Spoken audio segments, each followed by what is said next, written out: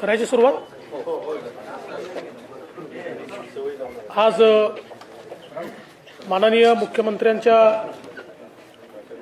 अध्यक्षतेखाली नको हा माईक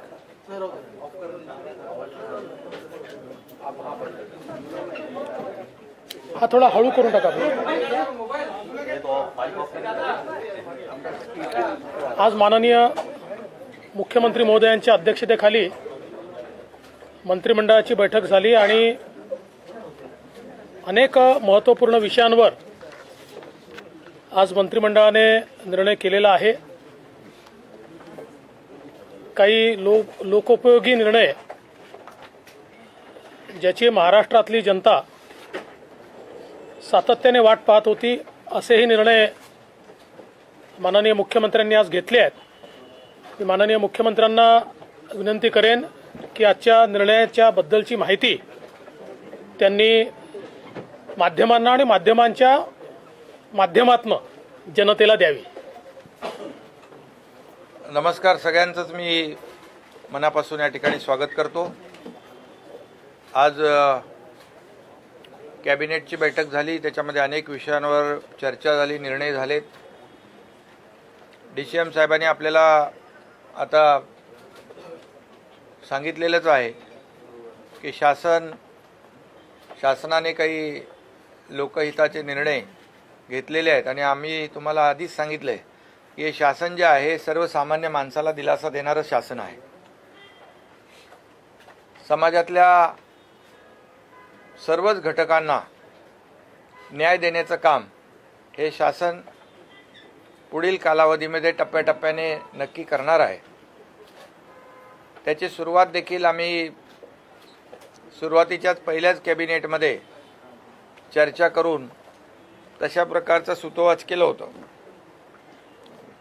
आज मला या ठिकाणी समाधानही वाटतंय, आनंदही वाटतोय की DCM साहेब आणि मी आणि आमचे सर्व सहकारी यांच्याबरोबर चर्चा केल्यानंतर जे दर जे आहे जागतिक बाजारपेठेमध्ये कच्च्या तेलाच्या किमतीवर अवलंबून आहेत आणि त्यामुळे त्याच्यात जास्त सातत्याने वाढ होत असल्यामुळे देशभरामध्ये राज्यभरामध्ये पेट्रोल डिझेलवर दरांमध्ये वाढ होती आहे आणि म्हणून केंद्र सरकारने देखील 4 नोव्हेंबर 2021 व 22 मे 2022 रोजी पेट्रोल डिझेलच्या करामध्ये कपात केली होती। आदरणीय प्रधानमंत्री महोदयांनी निर्णय घेऊन आणि त्यांनी राज्य शासनाला देखील तशा प्रकारचं आवाहन केलं होतं की आपला देखील जो काही कर आहे तो देखील आपण कमी केला तर सर्वसामान्य माणसाला मोठा दिलासा मिळू शकतो। परंतु काही राज्यांनी त्यांचं आवाहन आणि ज्या काही सूचना होत्या त्या मान्य करून राज्य सरकारचे दर कमी केले होते, परंतु आपल्या महाराष्ट्र शासनाने ते कमी केले नव्हते आणि आम्ही या ठिकाणी युतीचं सरकार स्थापन झाल्यानंतर ठरवलंय की ज्या माध्यमातून आपली सगळी आर्थिक परिस्थिती लक्षात घेऊन आपण एक निर्णय जनतेच्या हिताचा घेतला पाहिजे आणि म्हणून आज आम्ही पेट्रोल आणि डिझेलवर पेट्रोलवर 5 रुपये आणि डिझेलवर 3 रुपये अशा प्रकारचं जे दर आहेत ते कमी करण्याचा निर्णय घेतलेला आहे। यामुळे जवळपास 6,000 कोटी रुपयाचा शासनाच्या तिजोरीवर भार पडेल, परंतु 6,000 कोटी रुपये जनतेला त्यामधून दिलासा मिळेल। हा एक महत्त्वाचा निर्णय या ठिकाणी आम्ही घेतलेला आहे शासनाने।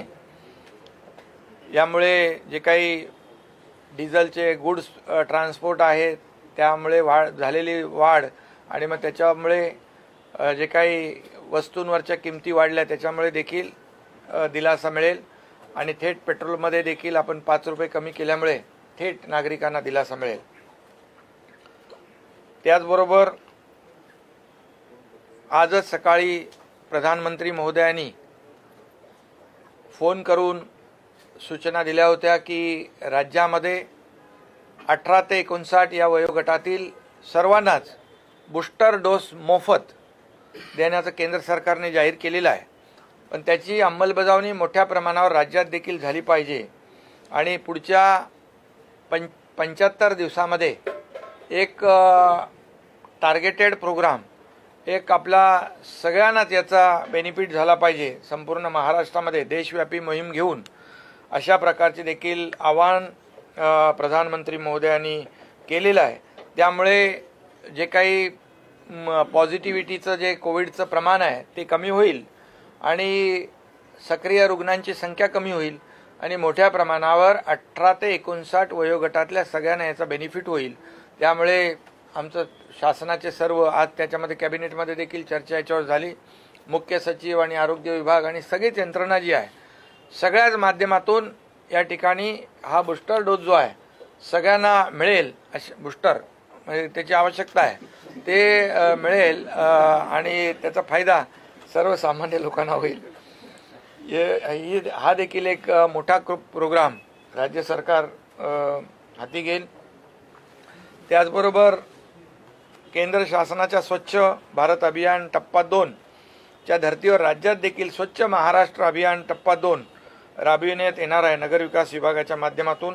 त्यामध्ये शाश्वत घनकचरा व्यवस्थापन असेल, वैयक्तिक घरगुती शौचालय असतील, सामुदायिक शौचालय बांधण्याचा कार्यक्रम असेल, हा मोठ्या प्रमाणावर आपण या ठिकाणी राबवण्याचा देखील निर्णय घेतलेला आहे.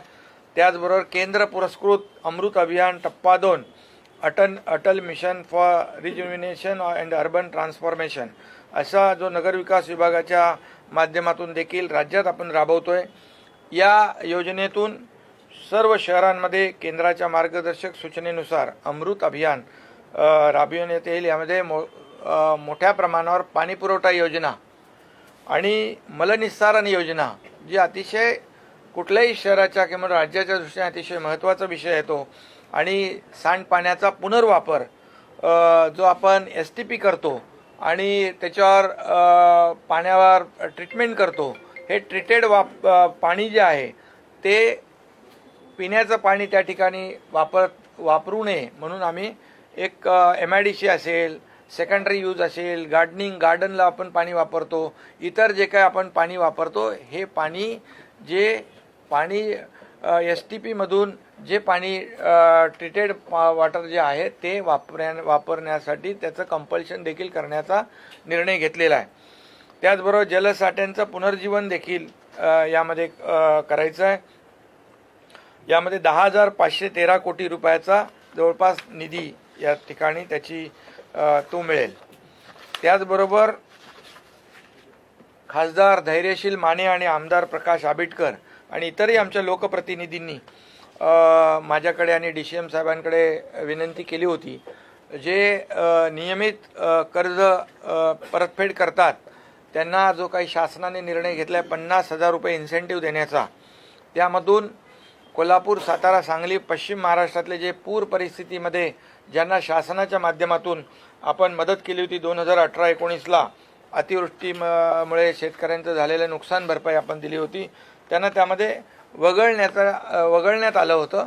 परंतु असं त्यांना वगळण्यात येऊ नये अशा प्रकारची विनंती केली होती. त्यामुळे त्यामध्ये तो देखील शासनाने निर्णय घेतलेला आहे आणि तो पुढच्या कॅबिनेटमध्ये आम्ही त्याच्यावर शिक्कामोर्तब करतोय. 50,000 रुपये त्यामध्ये आपल्याला शेतकऱ्यांना, लाखो शेतकऱ्यांना फायदा होईल. त्यामध्ये खासदार धैर्यशील माने असतील, खासदार आपले महाडिक असतील, आमदार प्रकाश आंबेडकर असतील, आणखी काही लोक जे आहेत त्यांनी देखील यामध्ये मागणी केली होती. शेवटी शेतकऱ्यांची ही मोठी मागणी आहे, त्यामध्ये तोही निर्णय आम्ही आज घेतलेला आहे.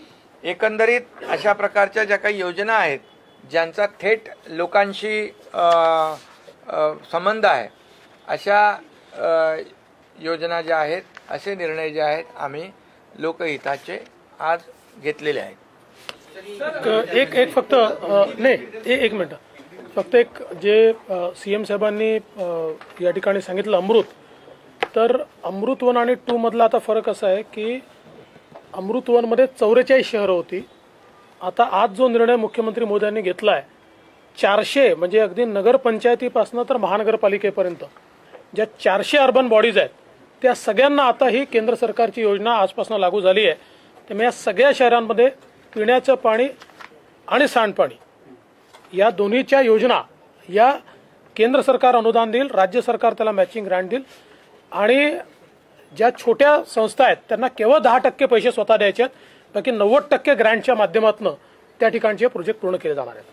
म्हणजे ते अडलेले फंड्समुळे तर ते आता अडणार नाहीत. छोट्या नगरपालिका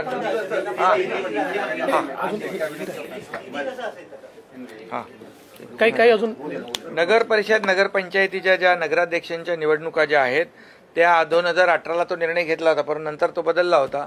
तर त्या देखील थेट पद्धतीने घेण्याचा निर्णय देखील आज घेतलेला आहे. ग्रामपंचायतीचे देखील सरपंच जे आहेत थेट त्याच्यामध्ये त्यांची निवडणूक होईल आणि असे देखील महत्त्वाचे निर्णय जे थेट लोकांच्याशी निगडीत आहेत.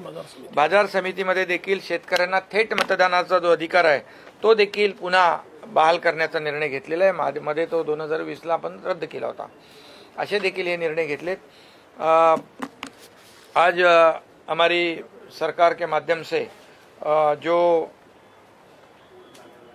हम लोग ने पहले ही कहा था, हमारी जो शिवसेना भाजपा की सरकार है जो लोगों के हित की बात करेगा, लोगों के हित में निर्णय लेगा, ऐसे निर्णय हम लोग ने लेने शुरू किए हैं.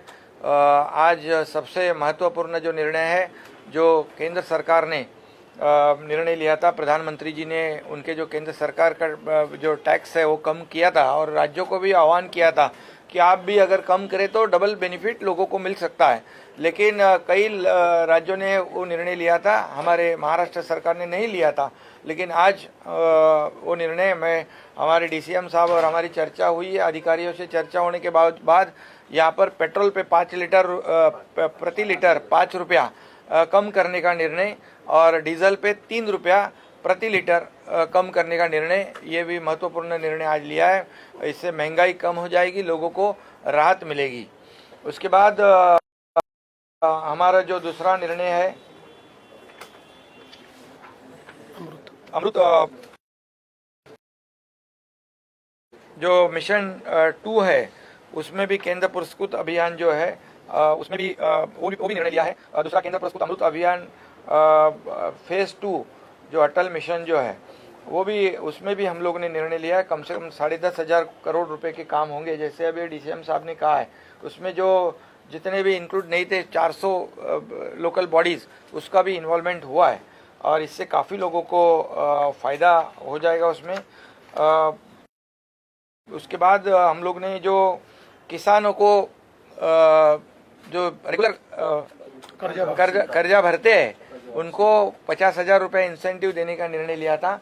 उसमें से जो पूर्व परिस्थिति में जिनको नुकसान भरपाई गवर्नमेंट ने दी थी उनको बाजू में किया था, निकाल दिया था.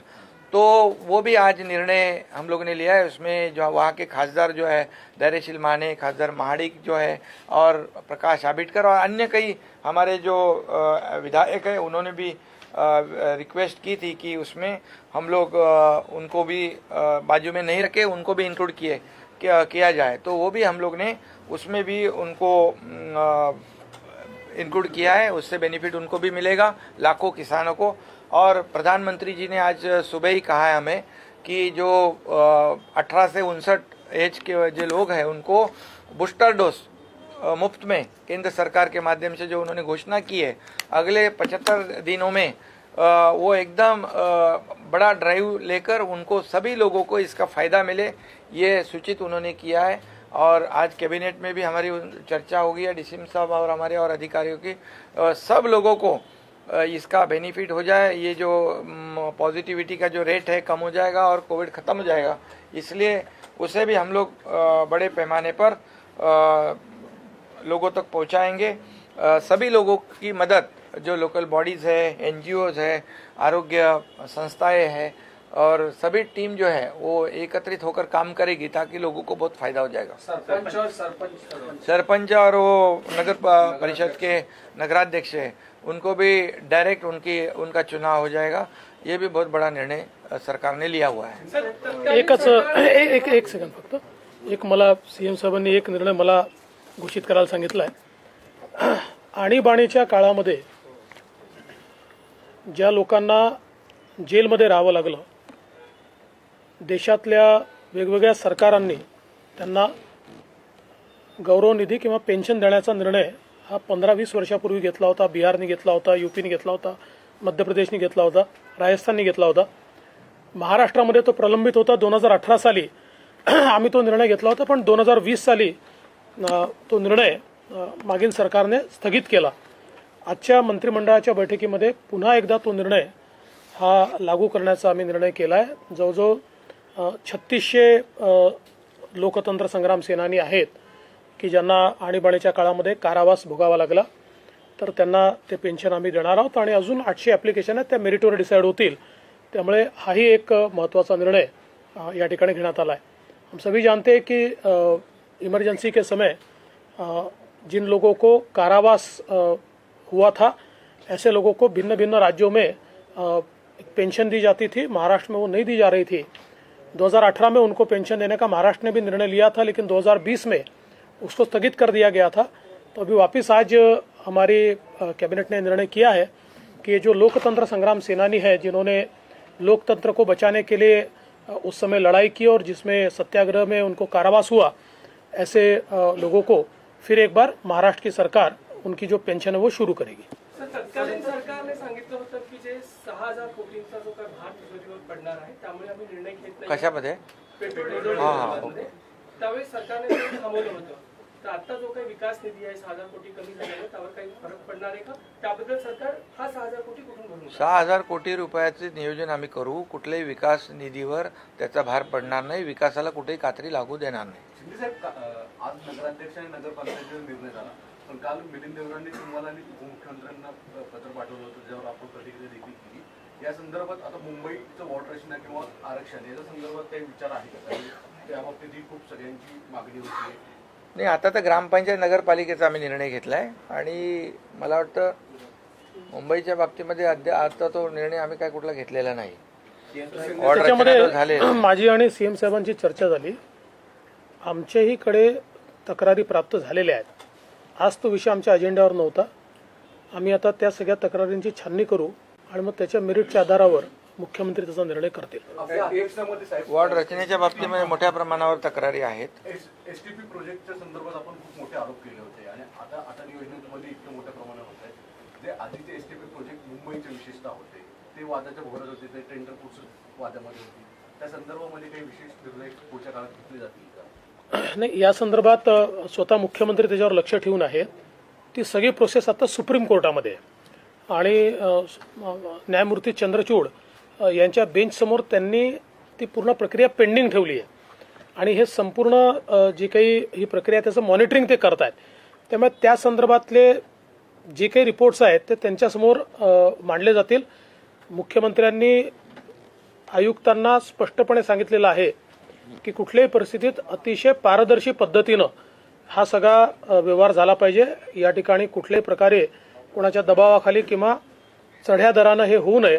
तर त्या दृष्टीने जो काही त्या संदर्भातला निर्णय आहे तो पहिल्यांदा सर्वोच्च न्यायालयासमोर मांडावा लागेल। त्यांना सांगावं लागेल कुठल्या पद्धतीने आलाय, काय केलंय और मैं त्यांच्या मान्यतेनेच पुढची कारवाई होणार है। सरपंच का चुनाव जो जारी करने का जो फैसला किया गया है, आपकी सरकार में लिया गया था, उसके बाद दूसरी सरकार बदल दिया था, अभी वापस ले लिया। क्यों ऐसा क्यों उनको लग रहा था और अब सरकार को क्यों लग रहा है इस तरीके से? देखिए, देश में आप कोई भी राज्य देखिए, सारे राज्यों में जितने बड़े राज्य हैं, सारे राज्यों में सरपंच का चुनाव डायरेक्ट होता है। दूसरा, जो महाराष्ट्र सरपंच परिषद है, इसमें करीब करीब सरपंच और माजी सरपंच 50,000 लोगों ने अधिवेशन लिया। आप सब लोगों ने कवर किया था और वो सब ने मिलकर, और किसी भी पार्टी से बिलोंग करते हो, सारे सरपंचों ने मिलकर एक मुख से उसमें ये कहा था कि भाई ये डायरेक्ट ही चुनाव होना चाहिए। मूलतः ये देखा गया है कि अगर इनडायरेक्ट चुनाव होता है तो चुनकर कोई भी आए, बाद में पैसे का और फालतू चीज़ों का अवलंब करके और जो डिजर्विंग है उसको बाजू रखा जाता है। तो उस दृष्टि से ये जो सरपंच परिषद ने जिस प्रकार से मांग की थी, सरपंच परिषद के लोग माननीय मुख्यमंत्री जी को मिले, मुझे मिले, जनप्रतिनिधियों से मिले, कई जनप्रतिनिधियों ने लेटर्स भी दिए, और उसी को मद्देनजर रखते हुए और देश में जो ट्रेंड है और विशेष रूप से जो 73rd अमेंडमेंट हुई थी, उस 73rd अमेंडमेंट का जो एसेंस था वो ये था कि भाई हम डायरेक्ट इलेक्शन करें। 74th अमेंडमेंट का एसेंस वो था कि हम शहरों में डायरेक्ट इलेक्शन करें। तो उसको देखते हुए ये निर्णय लिया गया है। सुबह आपने बात की है कलेक्टर से, वे सभी को निर्देश दिए हैं, बात को लेकर क्या दिशा निर्देश है, आपसे भी दोनों से जानना चाहूंगा कि क्या कदम आप उठा रहे हैं। नहीं, सभी जगह पे सभी जहाँ जहाँ अतिवृष्टि हो रही है वहाँ सभी मैं भी और डीसीएम साहब भी लगातार संपर्क बनाए रखे। मैं भी सब सुबह गढ़चिरौली के कलेक्टर के साथ मेरी बात हुई, वहाँ के चीफ सेक्रेटरी के साथ बात हुई। मैंने उनको वहाँ के मुख्यमंत्री है उनसे भी मैंने संपर्क किया है कि वहाँ के जो मेडिगट्टा है और कालेश्वरम है, एलमपल्ली जो है वहाँ डैम है, वहाँ के जो गेट है गेट ओपन किए हुए। कलेक्टर की हमारी सूचना थी, हमारे इरिगेशन डिपार्टमेंट की सूचना थी कि आगे के 24 आवर्स या 36 आवर ये गेट बंद नहीं हो, ऐसे भी हम लोगों ने उनको बताया। कोऑर्डिनेशन में काम हो रहा है। बाकी पूरे राज्य में सभी जगह पर हम लोग दोनों भी संपर्क बनाए रखे कि कहीं पर भी किसी भी तरह की दिक्कत ना हो। एनडीआरएफ हो, एयरफोर्स है, क्या एयरलिफ्ट करना है वो भी सूचनाएं दी हुई है। और जो फ्लड एरिया जो है उसमें जितने भी लोग रहते हैं उनको सुरक्षित जगह पर शिफ्ट करने का काम किया हुआ है। वहाँ किसी भी तरह की किसी को भी दिक्कत नहीं हो, उनके खाने पानी की व्यवस्था भी जिला प्रशासन को उसकी भी सूचना वो भी सूचित किया है ताकि किसी भी जगह पर जीवित हानि ना हो। इसे पूरी तरह लगा एसडीआरएफ है, एसडीआरएफ भी है, एनडीआरएफ भी है, सभी यंत्रणा काम करेंगे। आणीबाणीच्या काळामध्ये ज्या पद्धतीने आता पण निर्णय घेतलेला आहे की त्यांना पेन्शन द्यावी, मागच्या सरकारने मात्र असं सांगितलं होतं की हे सगळे आरएसएस आहेत त्यामुळे त्यांनी हा निर्णय बंद केला। राजकीय आक्षेपोटी घेतलेला हा निर्णय होता का? आता पहिली गोष्ट तर अशी आहे की आणीबाणीच्या काळात जेलमध्ये गेलेले हे जनसंघाचे लोक जास्त होते, पण सगळ्या पक्षांचे होते। आणि म्हणूनच लालू प्रसाद यादवांचं सरकार बिहारमध्ये असताना त्यांनी निर्णय घेतला त्यांना पेन्शन देण्याचा। मुलायम सिंगांचं सरकार हे ज्यावेळेस यूपीमध्ये होतं तेव्हा त्यांनी घेतलेला निर्णय आहे। त्यामुळे हा कुठल्या एका पक्षाचा विषय नाही आहे। जेव्हा देशाची लोकशाही ही इमर्जन्सी लावून संपवण्यात आली होती त्यावेळेस देशातले सगळ्यांनी विचार सोडून आपापले एकच ध्येय ठेवलं होतं की कुठल्याही परिस्थितीत देशाची लोकशाही पुन्हा बहाल झाली पाहिजे। आणि त्याकरता या लोकांनी सत्याग्रह केला। 2-2 वर्ष लोक जेलमध्ये, माझे स्वतःचे वडील 2 वर्ष जेलमध्ये होते। 1 महिना, 2 महिने, 3 महिने, 6 महिने, वर्षानुवर्ष लोक जेलमध्ये होते। आणि त्यानंतर ती लोकशाही पुन्हा आली, ज्या लोकशाहीचा आज आपण सगळे अतिशय गौरव करतो। आणि म्हणून या सगळ्या राज्यांनी त्यावेळेस तो निर्णय घेतला होता। महाराष्ट्रात तो राहिला होता, तो निर्णय आता आम्ही घेतलेला आहे।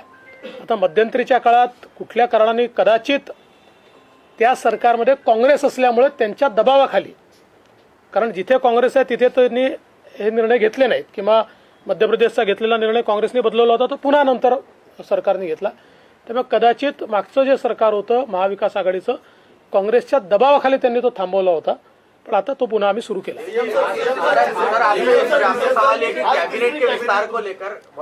देखिए ये मेरी प्रेस कॉन्फ्रेंस सीएम साहब के, तो सीएम साहब से पूछिए। जल्दी करेंगे और जल्दी करेंगे, जल्दी करेंगे, मुख्यमंत्री आणि उपमुख्यमंत्री पाहायला मिळतात। जल्दी करेंगे, कधीतरी आम्हाला मंत्रिमंडळ पाहायला मिळालं। जल्दी हो जाए, लवकरच होईल। नाही, महाविकास आघाडीमध्ये 1.5 महिने 5 मंत्री होते, पण आम्ही तसं करणार नाही, आम्ही तसं करणार नाही। आज द्रौपदी मुर्मू जो राष्ट्रपति के उम्मीदवार है वो मुंबई आ रही है, आप लोगों से मुलाकात है, लेकिन ये भी जानकारी है क्योंकि शिवसेना ने समर्थन दिया है खासतौर से उद्धव ठाकरे जी का जो ग्रुप है, तो क्या उनसे भी मुलाकात होगी? आप आत्तापर्यंत जी माहिती माझ्याकडे आहे त्याच्यानुसार त्यांचा जो कार्यक्रम माझ्याकडे आलाय त्यात काही वेगळी कोणाशी भेट दाखवलेली नाहीये। त्यामुळे पण त्यांचा शेवटी निर्णय उमेदवार आणि त्यांचे जे काही प्रचार प्रमुख आहेत ते करतात। पण आत्ता तरी जो कार्यक्रम आलेला आहे, त्याच्यामध्ये अशी कुठली भेट नाही आहे. नाही, आणि याच्यामध्ये एक आदिवासी समाजाची महिला भगिनी आहे, त्यामुळे सगळ्यांनीच त्यांना सहकार्य करण्याचा निर्णय घेतलेला आहे. आमचे 50 लोकांनी घेतला आहे, खासदारांनी सगळ्यांनी घेतला, त्यामुळे ज्यांनी ज्यांनी निर्णय घेतला त्याचं स्वागतच केलं, सगळ्यांचं स्वागतच केलं. हाँ बोले नहीं, ये जो आदिवासी समाज की हमारी महिला भगिनी है उसके लिए उनको कैंडिडेट बनाया है, इसलिए प्रधानमंत्री जी को धन्यवाद सभी लोगों ने दिया हुआ है, क्योंकि आदिवासी समाज को मेन स्ट्रीम में लाने की कोशिश राज्य भी कर रहा है और केंद्र भी कर रहा है. और ऐसे आदिवासी समाज को सर्वोच्च पद जो देश का है, राष्ट्रपति पद, ये अगर मिलता है तो समाज को भी बहुत गौरव है, समाज का और देश का भी गौरव है. इसलिए सभी लोगों ने उसको शुरुआत कर दिया, हम लोगों ने, बाकी सब लोग फिर आज और सभी लोगों का स्वागत किया है.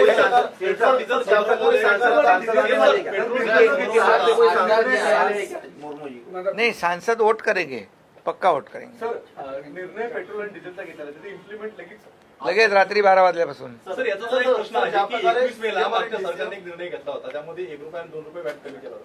तो पकडून 5 रुपये आहे की तो वेगळा आहे? साहेब, एकच सेकंद सांगतो. पहिल्यांदा तुमचे कन्फ्युजन काढून घ्या की त्या सरकारने निर्णय घेतला नव्हता. टॅक्सेसवरचे टॅक्सेस कमी झाले होते, त्यामुळे त्यांनी एकही पैसा कमी करण्याचा निर्णय घेतला नाही. टॅक्सवर आपण टॅक्स लावतो, त्यामुळे ते टॅक्सेस केंद्राने कमी केल्याबरोबर ऑटोमॅटिक आपले कमी झाले होते. हा कॅस्केडिंग इफेक्ट आहे. हा स्पेसिफिकली आपण घेतलेला निर्णय असल्यामुळे पूर्ण 5 रुपये हे सरकार माननीय मुख्यमंत्र्यांच्या नेतृत्वात कमी करतं. मतदान होणार आहे, त्यामध्ये काही फेरबदल आता होतील, कारण 4 नगरपंचायतच्या निवडणुका त्यामध्ये आहे. व्हावे तसे अपेक्षा आहे. ग्राउंड लेवलवरती जाऊन त्या ठिकाणी अनेक पाहणी करतायत, जिल्हाधिकाऱ्यांना आदेश देत आहेत. सरकार ऍक्शन मोड मध्ये आल्याचं पाहायला मिळतंय. अनेक महाविकास आघाडीपेक्षा तुम्ही महत्वपूर्ण असे निर्णय घेताय. तुम्ही ज्या प्रकारे म्हणलात की महाविकास आघाडीने दीड महिने विस्तार केला नाही, त्यांचाही तुम्ही रेकॉर्ड बोलणार आहात का त्यापूर्वी करणार आहात? अरे असं काय नाही, लवकरच होईल. लवकर होईल. रिपोर्ट दिलेला आहे. आता एक प्रश्न 19ला केस असल्यामुळे त्याच्यावर 19ला केस आहे. बुलेट ट्रेन संदर्भात मुख्यमंत्र्यांनी कालच सगळे क्लिअरन्सेस दिलेले आहेत. All clearances have been given.